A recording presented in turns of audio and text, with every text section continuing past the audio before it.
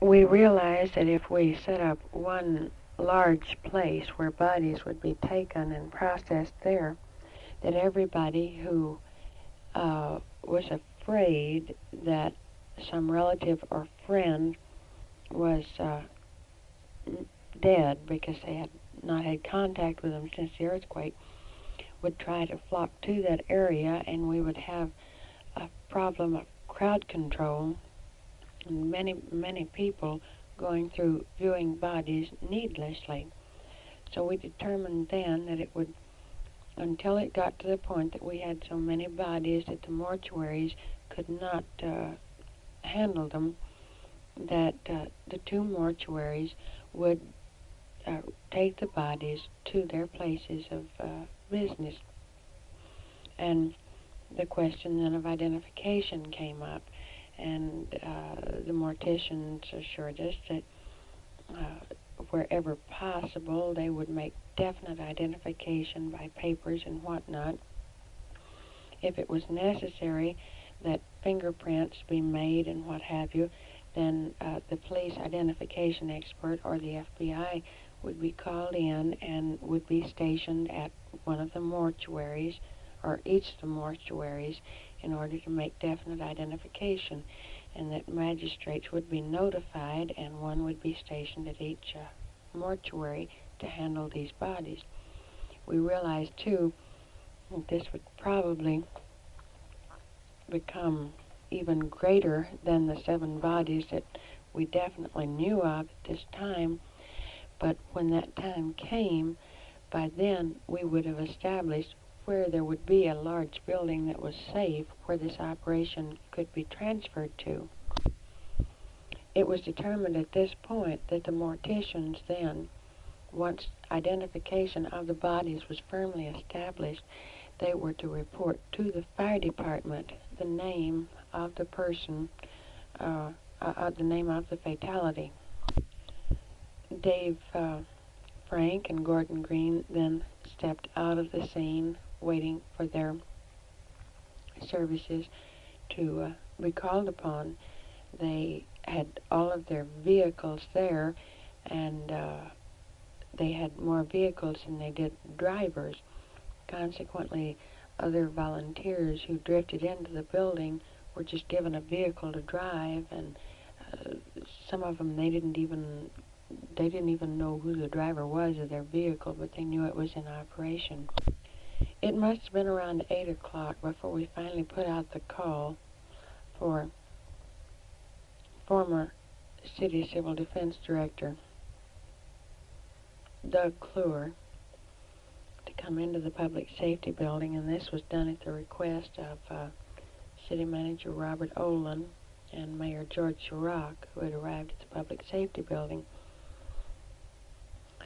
They came to me and they said that Doug Cluer and any managers of civil defense shelters were requested to report to the Public Safety Building, that they were the only ones that knew where supplies were located, and we couldn't get into a civil defense type operation without knowing this. So we put it on the air, and these shelter managers began arriving, and Doug Cluer showed on the scene. After that time, the entire planning had been done through the city police and the city fire and KENI operating as a public communication system.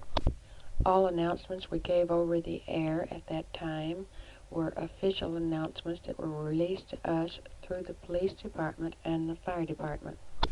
When Mayor Chirac and Bob Olin arrived at the scene,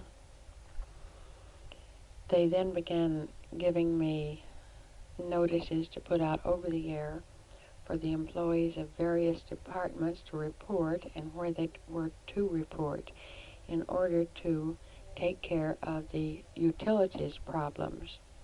The police department and the fire department had already been functioning.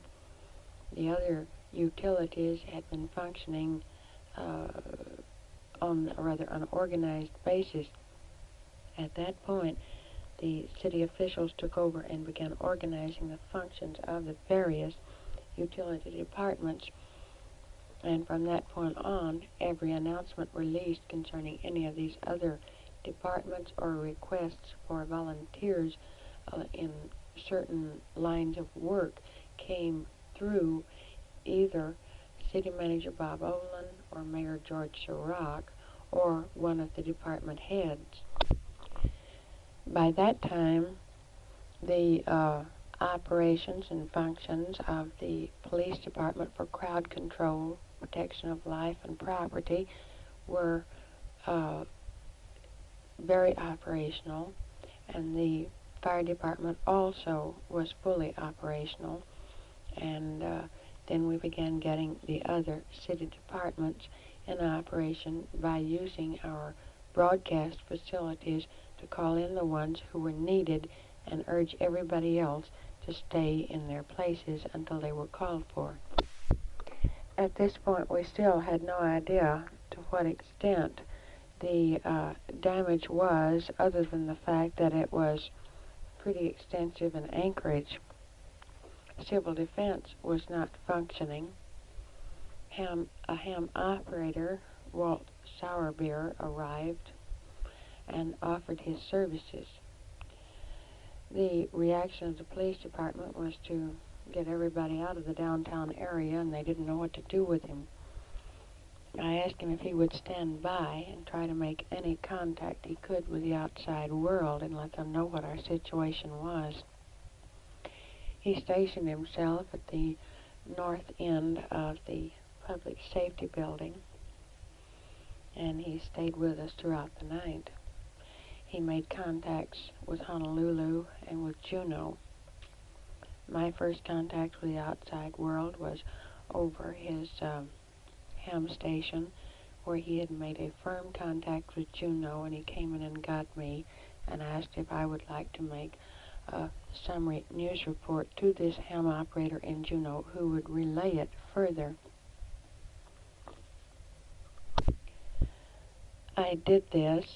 I don't know if the ham operator did relay it. However, Walt Sourbeer kept us in contact with the outside world and other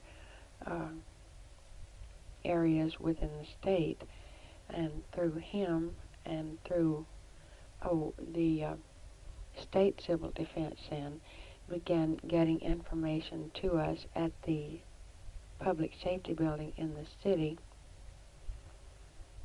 about some of the damage done in other areas of Alaska. We also got this word from military communications, which were using also the ham operators, I understand. As this word came in, then we relayed it over the air. We were relaying official releases, but we were doing it as an unofficial communication system, for we had not been actually designated prior to the disaster as a civil defense hookup. Being a reporter and having come from a legal background, I was very cautious to make certain of the source of information before I put it on the air. Though I didn't always quote my source of information, I was confident that it was an official source. This might have added to some of the confusion to the listeners in the outside world that we didn't even know were listening in on us, because I did not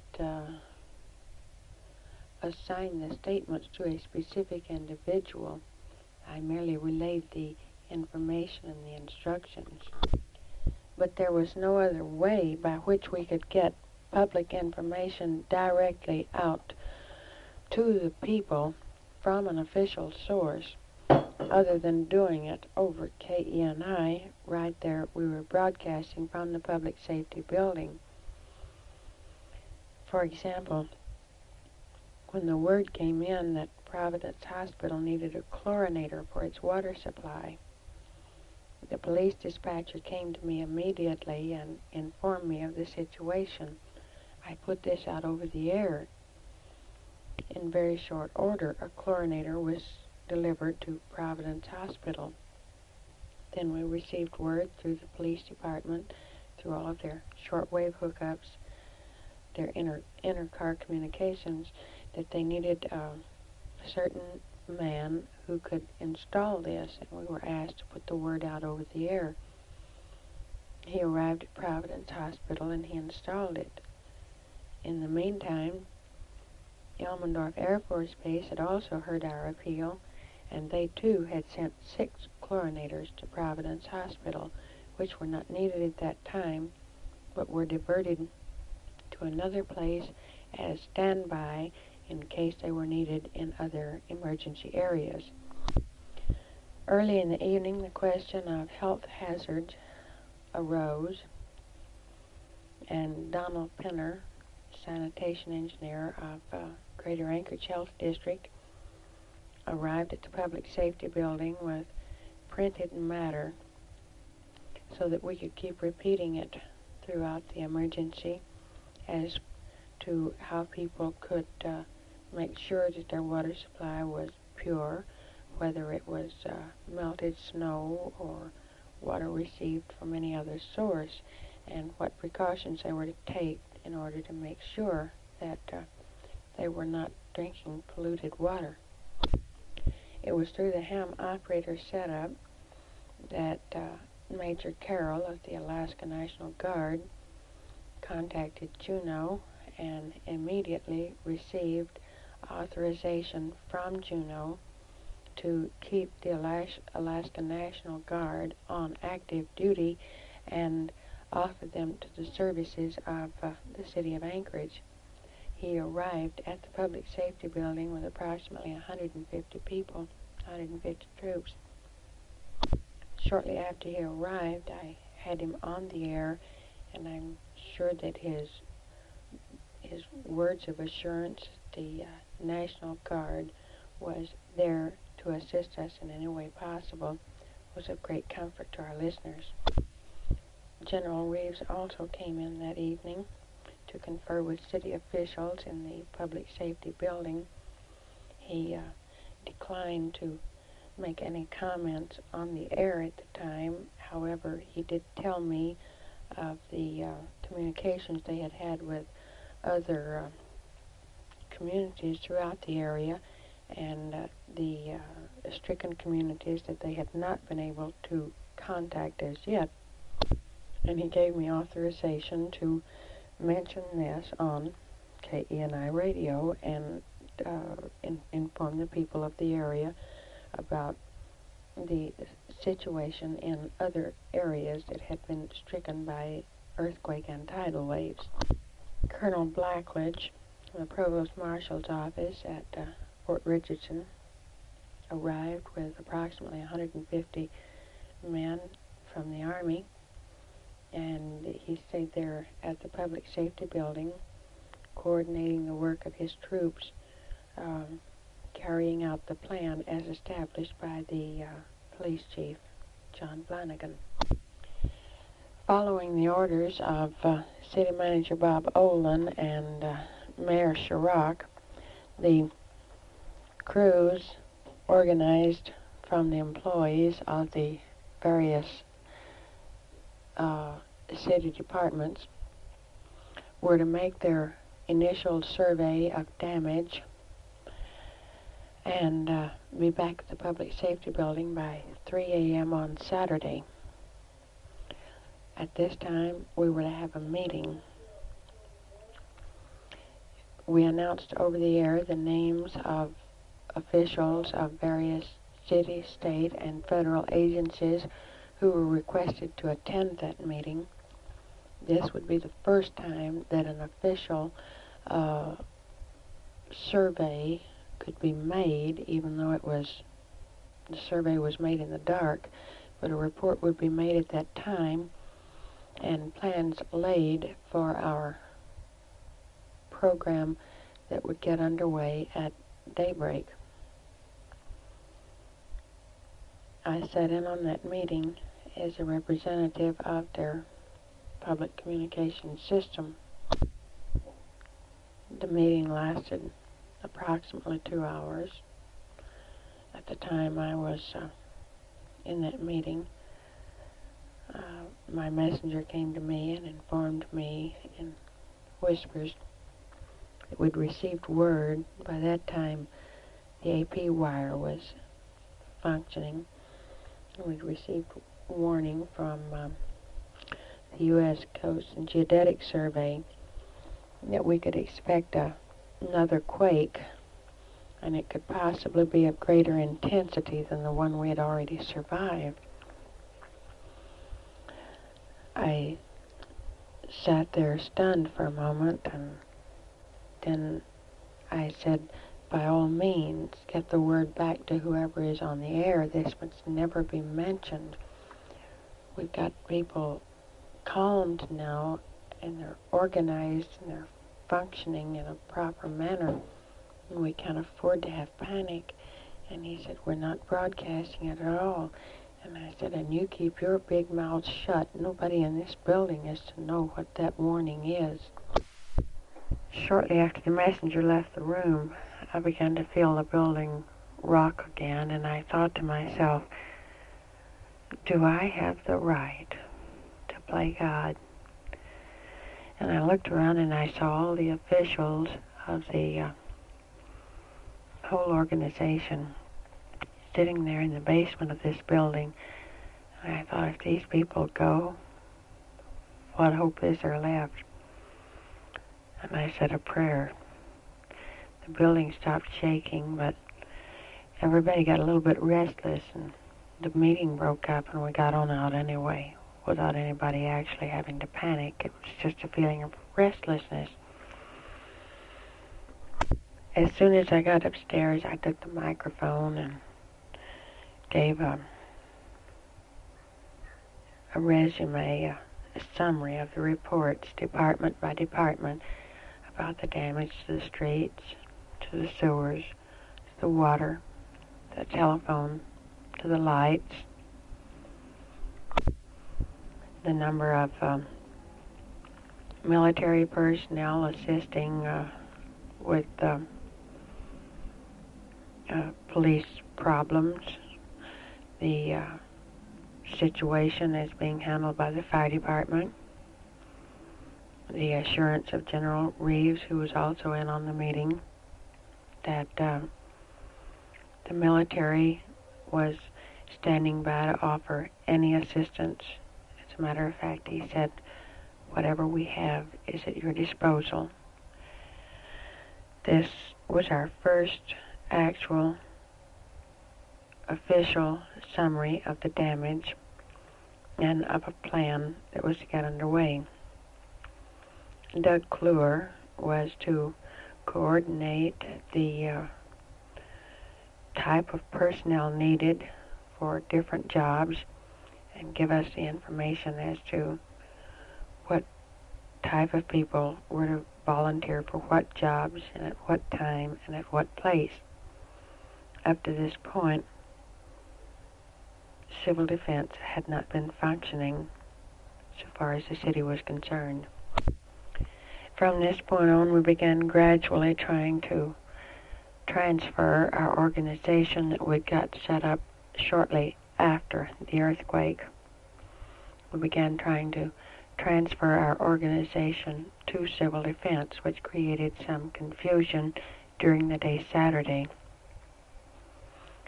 because our organization had been functioning quite well as such, but in a transition period where you had to go through the red tape of clearing it not only through the department that had been handling it through the critical hours, but also then go through a civil defense officer who didn't know what had been done prior to the time he was taking it over. It created some confusion there. One instance of this confusion is that it was late Saturday before we discovered that civil defense had not been notified of our method of handling the fatalities, and there was quite an explosion between Doug Kluwer and Dave Frank, mortician at the time. Fortunately, I was in the room at the time it occurred, and I was able to explain to Doug how we had set it up long before he arrived on the scene, and that I felt as responsible as anybody else for his not having been notified as to how this was set up, and that we were absolutely certain, and it had been handled so far as all state laws were concerned. The identification and death certificates and everything had been handled properly, and the identification of these individuals was legal in every way. And this was part of the problem we went through all day Saturday in trying to transfer our organization over to civil defense. So far as the Civil Defense Public Information Office is concerned, it didn't even get functioning until, I can't remember, it was either Monday or Tuesday that their city Civil Defense Information Officer arrived on the scene, and then we had an additional problem of having to clear everything through him, and this was impossible because of the way we had already been set up to handle these things from official agencies.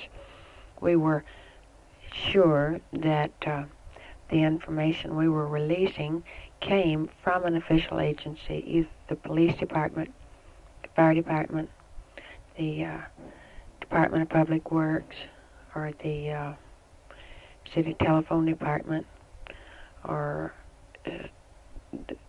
the Greater Anchorage Health District, and we were always certain where our information came from before we released it.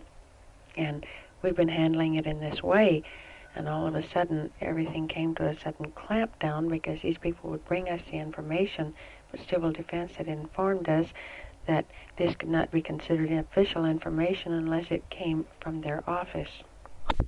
Well, this actually had occurred days and days after the crisis was that we'd gone through. So far as the organization itself was concerned, it was absolutely useless to us, and when they started trying to get into operation, they caused a great deal of confusion so far as public information was concerned. This is out of chronological order, but around 11:30 on Friday night, we did receive word that ACS had us patched in with Fairbanks, and wasn't too long after that before we found out that Juneau was picking us up. And we announced then that John Alcantara, the governor's special assistant here in Anchorage, if he had any messages to go to the governor, he could relay them through our station. We have been told, and we don't know this for a fact, that Juneau was receiving KENI some possibly 3 hours before actual civil defense communications out of Juneau, out of Anchorage into Juneau were received. I think it would be well to note that all during this time we were functioning as a local communication system. We had no idea most of the time how far our signal was going. 50 feet of our tower had been knocked off. We knew our power was down, and we were hoping that we were getting to all of the Anchorage area. The Seward officials who were in Anchorage at the time had also come down to the Public Safety Building, and we'd put them on the air in the hope that their messages would be picked up and relayed to Seward. The Alaska Railroad officials who had not been able to contact any of their personnel in Seward had come down and asked us to put on the air messages to their personnel in Seward to try to get communications back to Anchorage. So for all practical purposes, we were functioning as the civil defense communication system on a local basis without realizing we were being picked up statewide.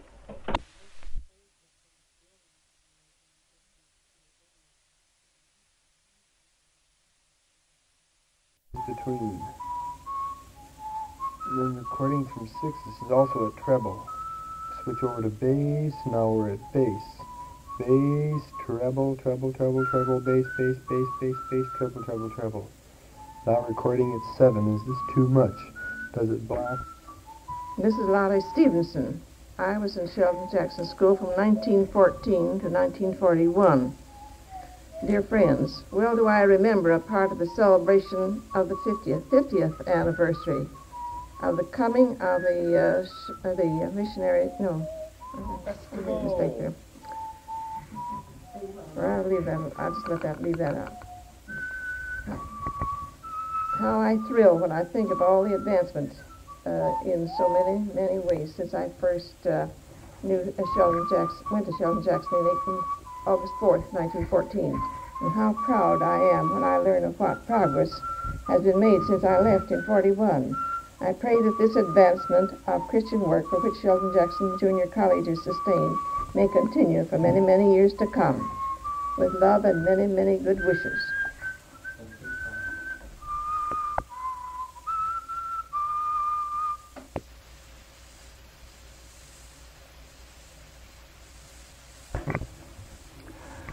This is Dr. Condit. I greatly appreciated my term of service as superintendent of the Sheldon Jackson School and consider those years as the most fruitful of my active ministerial life. Greetings to all of you.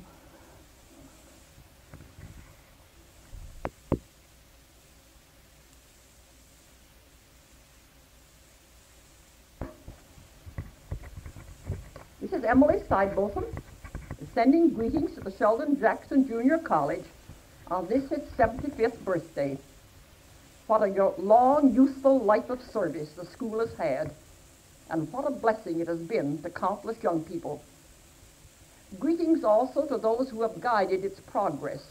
I'm thinking of Mr. and Mrs. Yaw, Mr. and Mrs. Wooster, and with them those of the present staff who may possibly remember me. I also send greetings to my friends in the city, the alumni and former students, but most especially to those who were Stevenson Hall girls during my years as supervisor. How many there are whose faces come so clearly to mind. I thrill every time I hear of the many who have made good. I remember our hours of work and play together, the stunt nights, the Christmas preparations, after Santa Claus had sent messages assuring us that he was on the way, the placing of the stockings around the tree Christmas Eve, and the brief services there the next morning. I think of the many bedspreads you girls quilted. Do any of you remember the Bible quilt? And do you remember the special parties I had for some of you, my most special friends, on Saturday afternoons? And those evenings after school when we had a general room changing. What a commotion, but how clean everything was at least once every 6 weeks. How many of you remember now the names of any of the books I read you after the lights were out, that first year you were in the dormitory? And so my special greetings to the former Stevenson Hall girls. May God bless you in your lives, in your homes, with your children, and where you are working. This is Laura Webster speaking. Greetings to all at Sheldon Jackson Junior College. What do I remember? Listening to the choir in church. Miss Boorhill marching the girls to town 2 by 2. The fun of watching the spring track meets. The beautiful carols.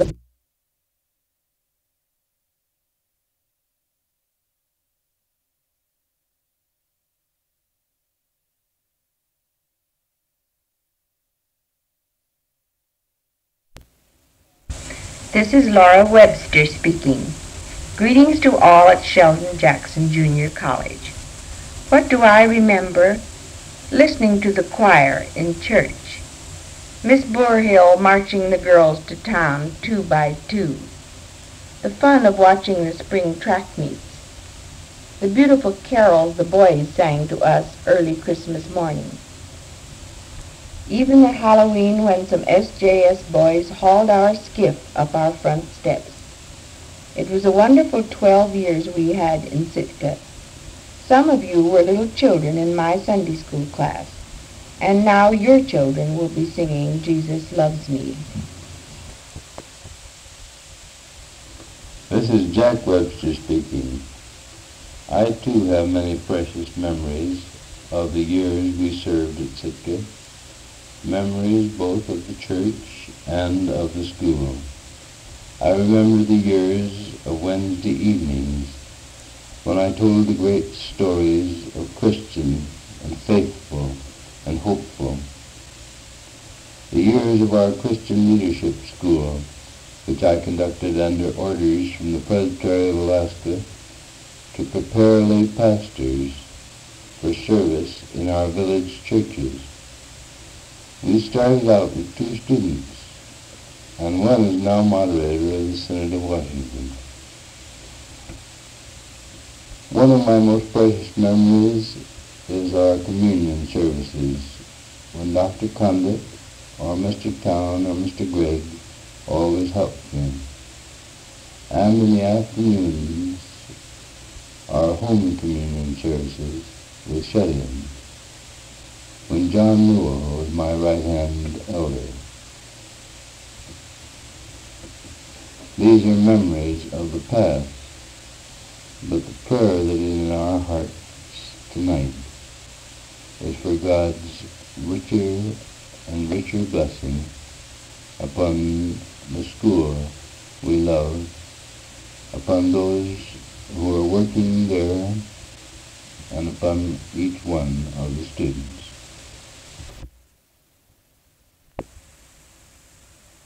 Oh, this is Ora Kuykendall. Remember? House mother in Fraser Hall for 20 years.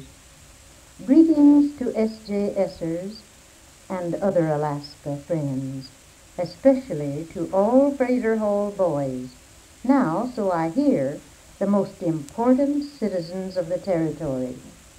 You know, boys, I still believe that witnessing to our faith in the love and power of Christ is our most important job in life.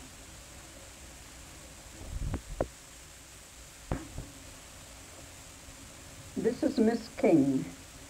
I spent a fine evening here when Mr. Ken Smith was showing pictures of Sheldon Jackson School, which brought happy memories of my years in service there. I think of the staff and students often and pray that the Lord will bless you all. Also guide and direct those who graduate this year.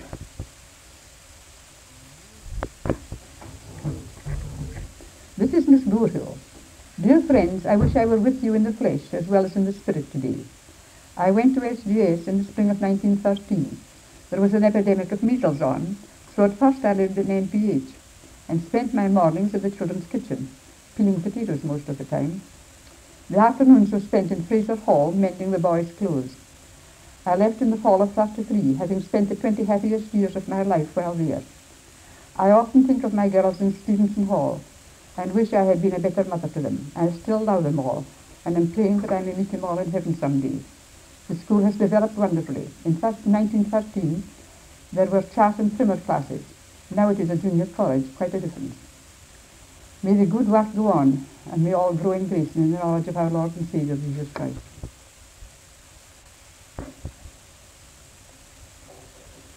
Jessie Lewis, greetings to Sheldon Jackson School. In 1934, I went to Alaska as school nurse. Some of you will remember while I was living in the hospital, Miss King and I were neighbors, and now we are next-door neighbors here in California. I often remember the things the girls did in home nursing. I like to think of you all living up to the standards taught at SJS.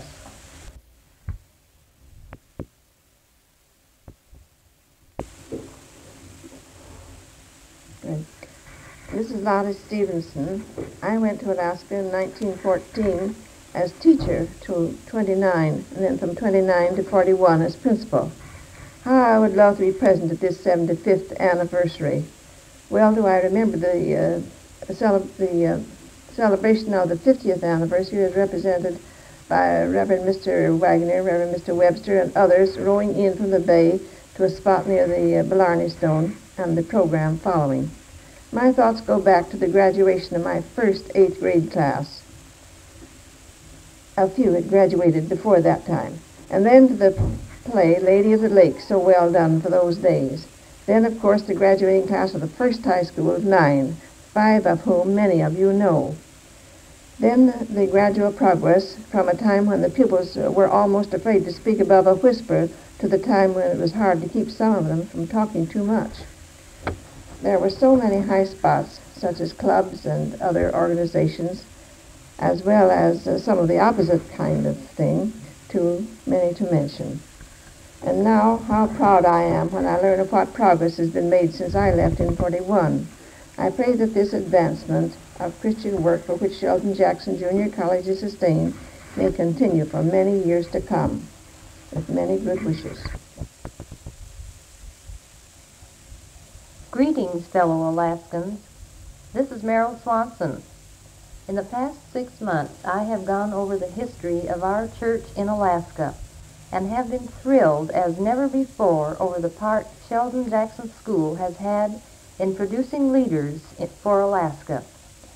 During the past years, when we were struggling to do something about the liquor in our territory, those who stood shoulder to shoulder with us in the battle against this evil were not only Sheldon Jackson young people, but the sons and daughters of former Sitka training school graduates. May God bless every staff member and student at Sheldon Jackson Junior College, and may He grant more and stronger spiritual leaders from the school in the coming years.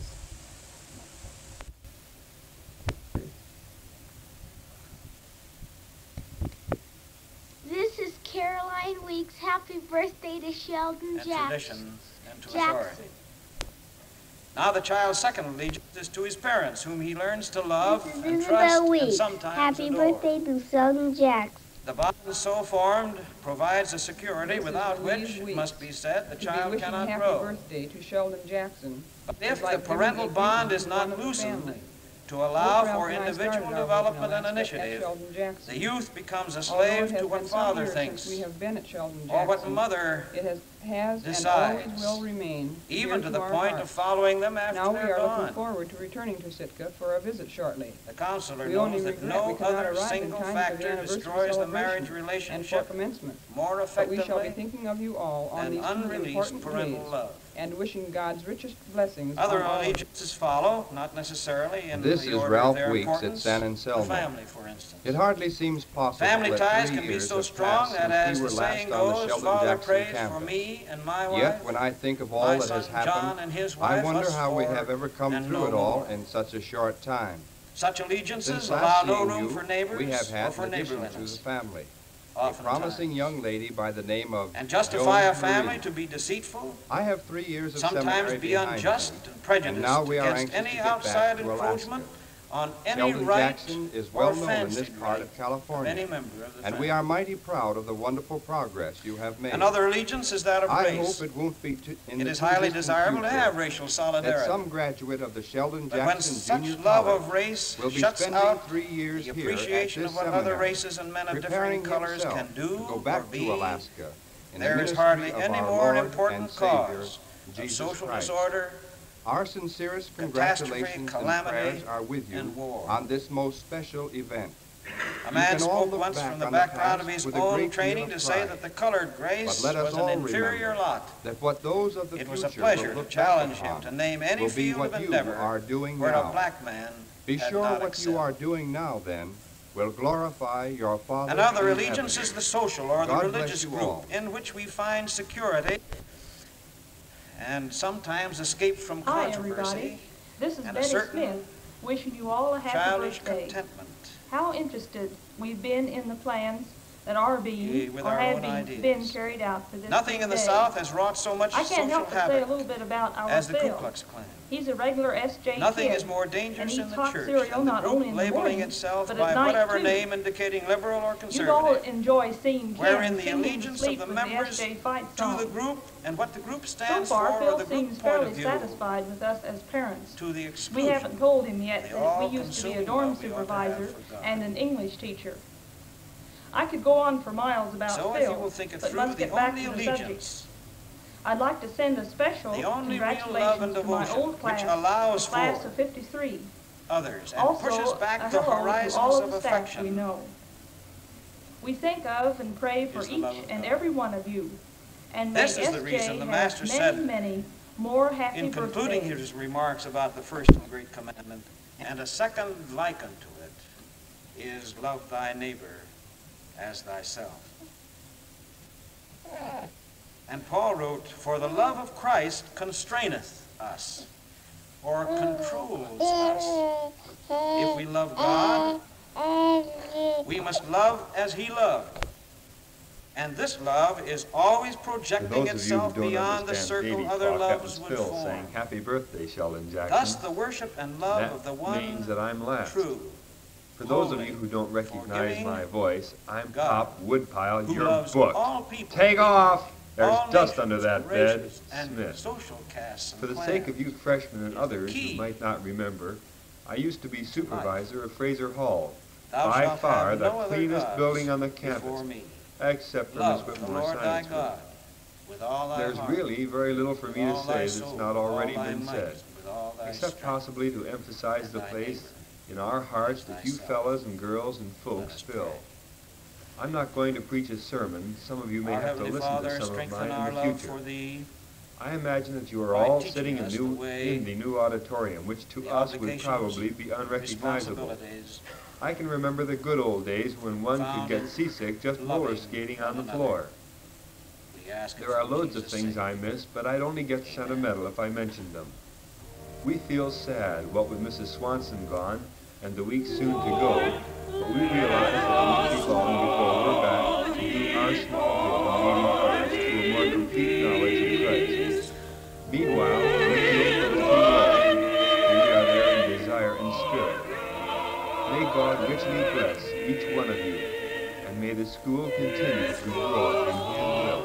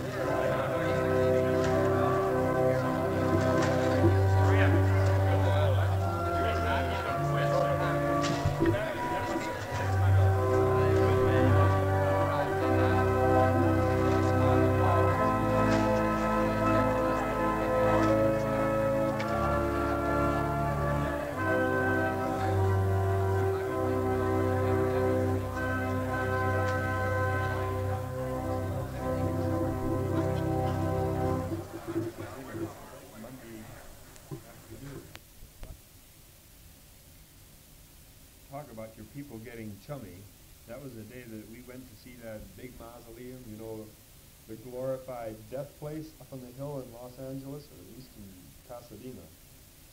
It's one of those huge, beautiful cemeteries that you just drool over. And while we were driving up, they all got together and decided that they were all going to die at the same time. That way they could all get cremated at the same time, and their ashes could all go back to Alaska in the same box, in the same postage. That's what I call real Scotch economy, boy. When I got there, I slept in Miss Kuykendall's place, and Miss Kuykendall was over with Miss Sidebotham. Miss Kuykendall and Miss Sidebotham really are just about the moving powers as far as the group is concerned. Miss Sidebotham is sharp as a whip, and it's almost impossible to put anything by her. And of course, Miss Kuykendall and I had a lot in common in Fraser Hall. She knows all about the changes as of a year ago. Of course, I don't know what the changes are from then on. The majority of the folks there are still mentally very, very pert, which is a good thing. As far as any other news from this end is concerned, as I mentioned before, Betty and I are sad that Merrill is already gone, though we're glad for her that she's back, or she should be by this time, in Alaska. And Ralph and Louise, of course, are getting ready to go, and they have themselves...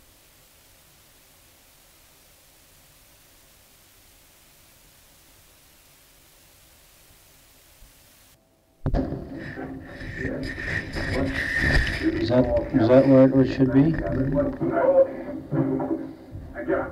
Talking to real loud so we can hear. I don't know. Get up. Hello, say something in there. Hear that squeak?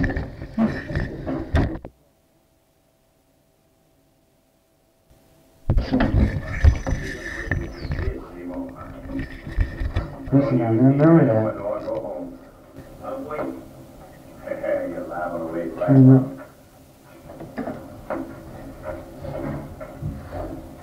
I think so.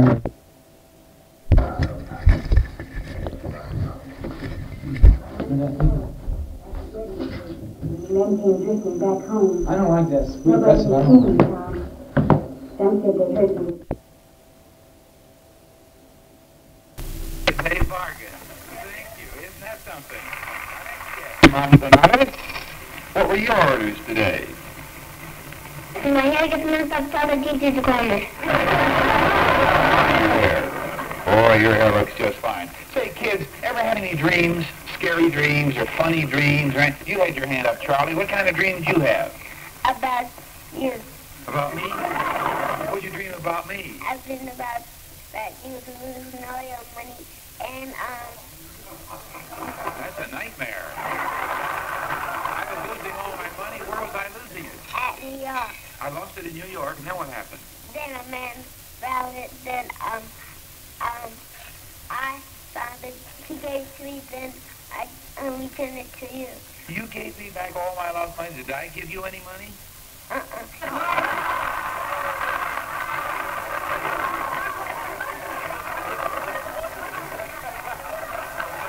right, crew. Cut it out. There's a lot of bitter laughter out there. What did I give you, Charlie? You gave me, a mail came in the note said, thank you for finding my money. Well, I thought that was nice of me. Did you have a dream or a nightmare or anything, Marcia Johnson? Yeah. What'd you dream about? We went to the beach and my babysitter, she was drowning in the ocean and I flew like Supergirl and saved her. You came in a room and saved her. Isn't that nice? Any other dreams over here? Did you have a dream? What'd you dream? I dreamed about my daddy saying silly words. Your daddy was saying silly words like what? Well, no, we better not. Did you have a dream, Mr. Manzanares? A snake was going to bit me. A snake was going to what? Bit me. A snake was going to bit you. Hey, you know what's fun to ask?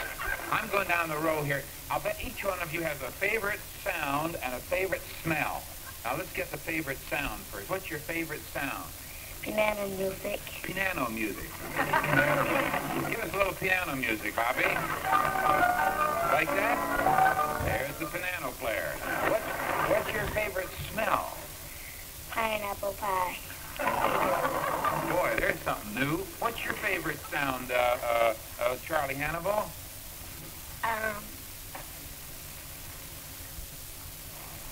Well, do you have a favorite smell? Cake. What kind of cake? Pillsbury.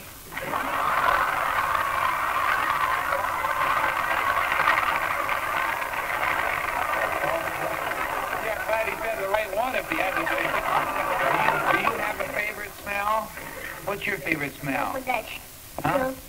That's Pillsbury cake. Oh, there's another free commercial. What's your favorite smell? Ham.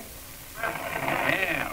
Boy, you knew that, didn't you? Well, there's a look at the youngsters, and their school gets a hi-fi set furnished by Spiegel, Chicago's famous mail-order house. Now, the girls each get the Thirsty Crybaby doll, and then look what the boys get, a Globemaster airplane by Ideal. Then they each get an assortment of Tarco games, including Skill Drive Raceway, the remote control game, and Tony. And isn't it great? It's a great feeling. Unusual thing about this young man, not only is he a great singer, but he also happens to be the world underwater breath-holding, or at least endurance record holder. How long have you stayed under salt water? Salt water, 41 hours and 1 minute. Freshwater? 78 hours and 45 minutes. Now, what's the object of staying underwater all those hours? It may seem like there was no object at all, but actually the Air Force was interested in studies in weightlessness or a semi-weightless condition, and they could make a lot of tests and find out a lot of things while I was in that state regarding confinement. Now, would you have a scuba diving mask on, breathing air from a pump or from what? No, scuba is correct. It's self-contained underwater breathing apparatus. And you just kind of float? I just was suspended in a state of weightlessness there. Well, what do you think about for all those hours? I had to make an examination. They made an examination on me every hour, and it shows over the period of time how your mind breaks down or what happens to you, whether you get giddy. And do you? Oh, yeah. Crazy as a loon, hanging around underwater with you. They'd ask a very serious question after about 16 hours, and I'd say, "Are you kidding?" You know, things like that. Well, you're going to hear this young man in just a few moments. Join Muzzy Marcelino and our house party group to sing the theme from Mondo Cane, More, from his new album. So, John, you go over and get ready. Not talking, but singing with Muzzy Marcelino and our house party orchestra, the theme from Mondo Cane, More. All right, John.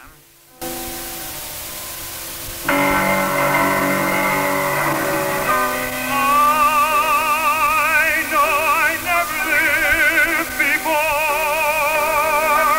and my heart is very sure no one else could love you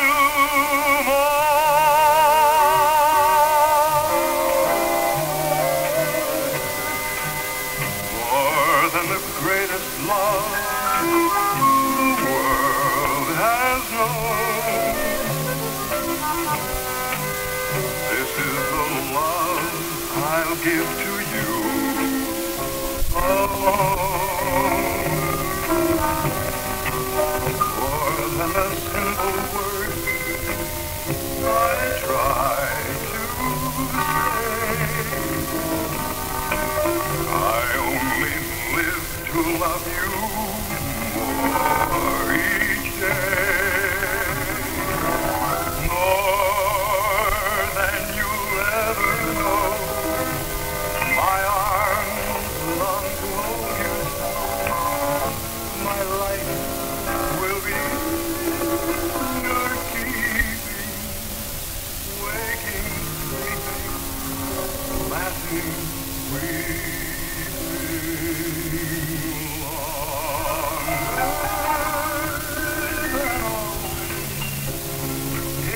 Long, long time, but far beyond forever, you'll be mine. I know I never lived before, and my heart is very sure one else.